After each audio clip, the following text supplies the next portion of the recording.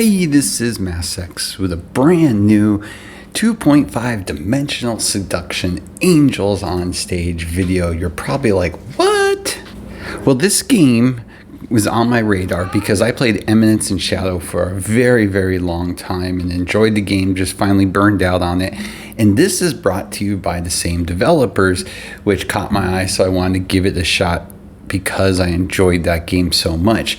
Now, this game is literally Eminence in the Shadow, but they made such a creative twist with it, and the way it is skinned and adjusted, it does feel like a very different game and works with the IP. If you're not familiar with the IP, there's a manga, there's an anime right now on High Dive. I've never watched it. This to me is going to be very niche, but what I found interesting is this is so creative for a mobile game. And by the way, just as an added note too, Danamachi Battle Chronicle, I believe it's the same publisher of that too.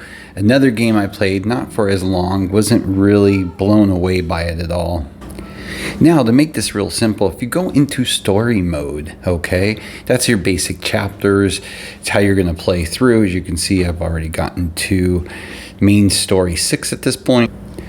And you just keep going through as long as you can. Now, your power rating is what's going to dictate who goes first. And you will see colors. It's really just like any sort of straightforward gacha RPG color base. Blue beats red, red beats green, etc., etc. So we've got yellow here, so we know green beats yellow. So I would be safe to go with yellow or red or green because, of course, only have so many characters. I don't have many green characters built up yet, so we'll go ahead and do this team just so you can see the battle. Now, you have a ×1 and ×2 speed. It is blocked by a bit of a paywall unless you play for a few weeks, and it will open up to get that ×2. Shame on you, quality of life should not be that way. So basically, this is what's so funny, and I have to play this, is so you do battle, but you're battling because the basics behind this, of course, is they're cosplayers, etc., and that's how you battle. So I'm going to go ahead and show you here real quickly how this works. It's card based at the bottom, real simple, and you'll be able to use more and more cards, and based on the damage you do, you can take out your opponent, as you can see there, by their emotion, which I actually think is freaking hilarious. And boom, the rivals come, they do, marrying on who you're playing, they will either heal themselves up or they will do damage to you.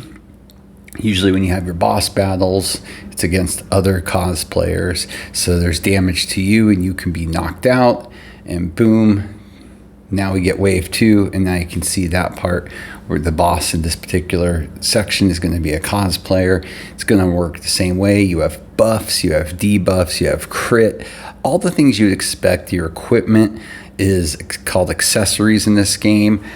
I think the level of creativity of how they came up with this and was able to adapt this type of IP to a mobile game, I think is incredibly ingenious, and I think brilliant on their part.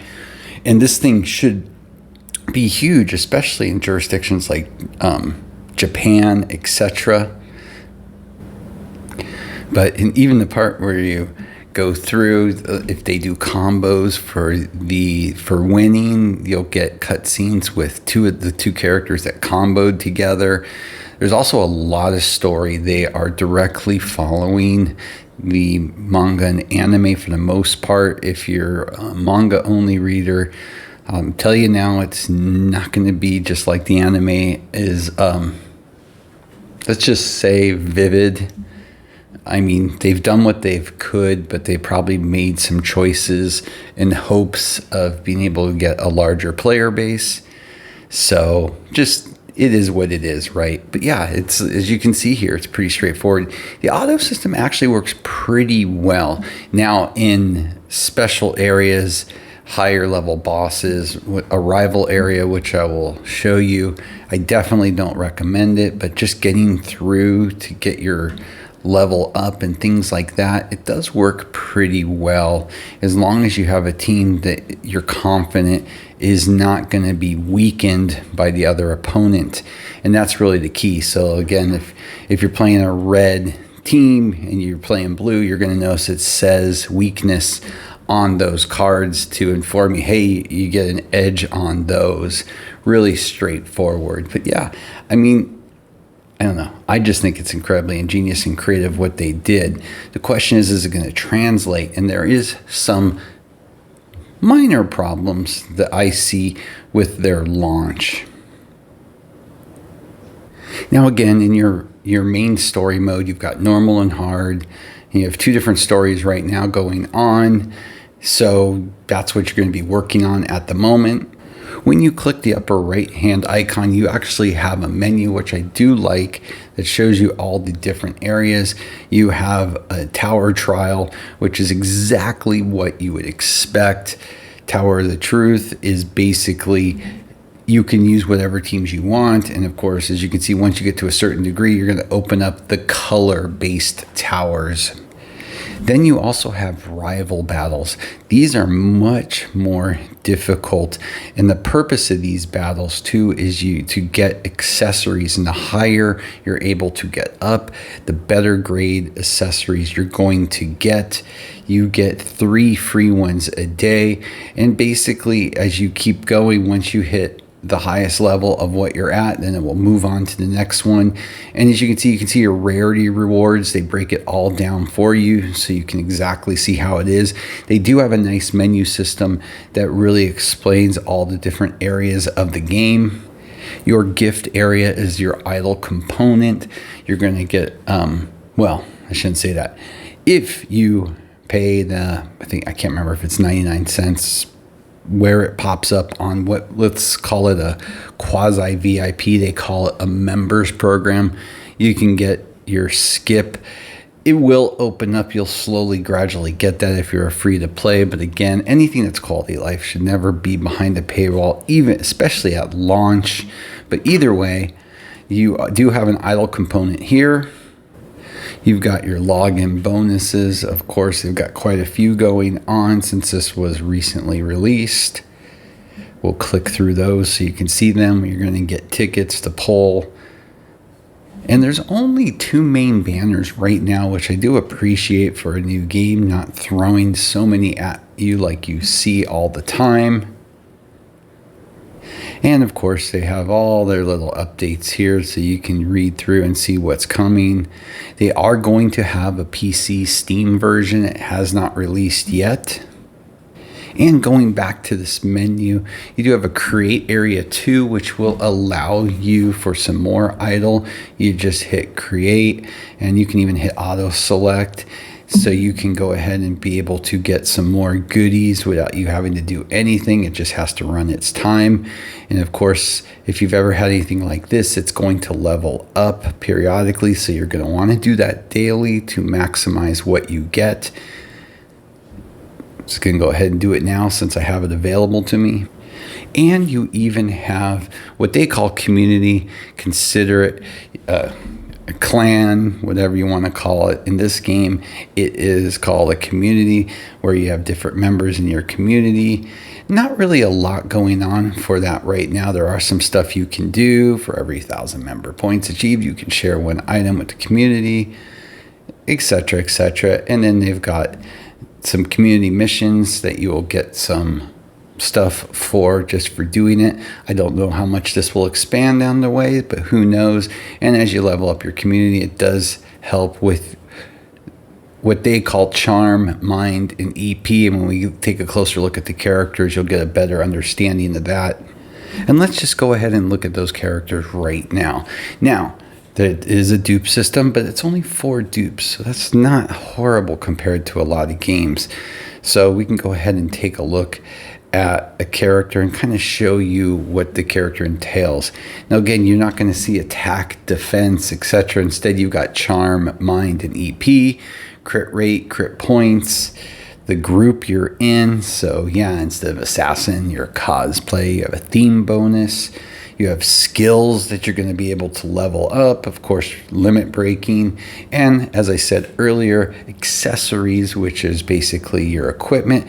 Then you do have an awaken mode once you get past a certain point that you will be able to enhance also your 3 main stats, charm, mind, and EP. Really straightforward, but again, a creative use of applying something that you wouldn't expect in a mobile game. And I do give them incredible kudos for that, because at times it actually is fun and silly, and you're still figuring out logistically how you're going to battle and do things. Your wish area, of course, is where your banner system is. You currently have an event limited premium wish banner. You also have an event going on right now too that works with this character, again giving away a lot of good stuff in it. And you have beginners missions too to even get more. You have a premium wish, which is again your rate up. With this, the guaranteed is at 180 pulls, 20 better than Eminence and Shadow, but still not good enough. You basically get mileage, and that mileage allows you to pick up either the characters you want or something else. So yeah, not spectacular, but I do have to say the drop rates so far have been pretty good, and they're even creative in their playthrough on their what they call wishes. You're summoning. I'm gonna go ahead and make a 10x wish so I can show you guys. But of course, what you'd expect, going to a convention, cosplayers, there's your map. You can see the convention area as it drops your characters. I thought that was pretty creative. What you're looking for is your rainbow, or getting, you'll see these bright lights. There always appears to be like a 50-50. Oh, did we get one? No, we did not. Let's go ahead and skip through. Go ahead and give it another try, see if we can get lucky enough. This is just the general poll, the basic one that will always be there.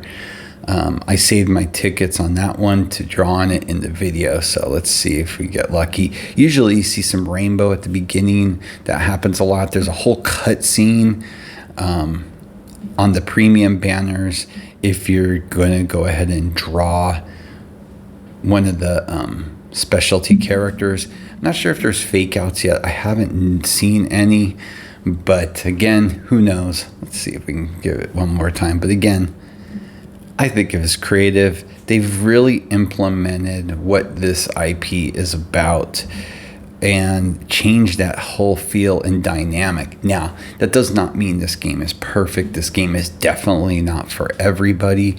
Of course, if you're a fan of the IP, or you're a fan of that type of anime or manga, you might really, really enjoy this because of what they do.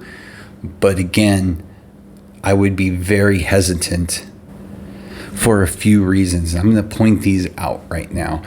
Most games are trying not to have packs over $99. Most of them are topping out at $79 or at $84.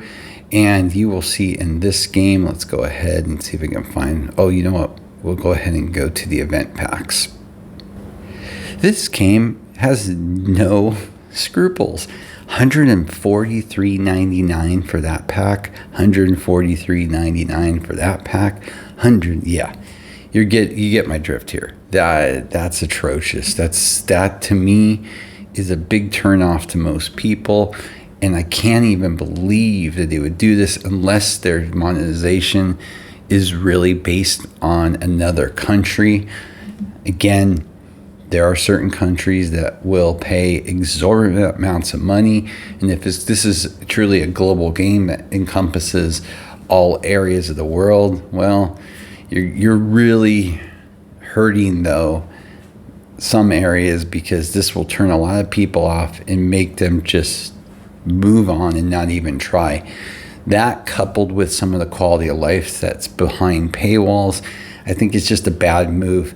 And the other thing is, there's just, I don't even know how to exactly explain it. See how you get it everywhere you go in the game. It's either now loading or a blank screen, and it's not that it's long. It just, nothing is instantaneous.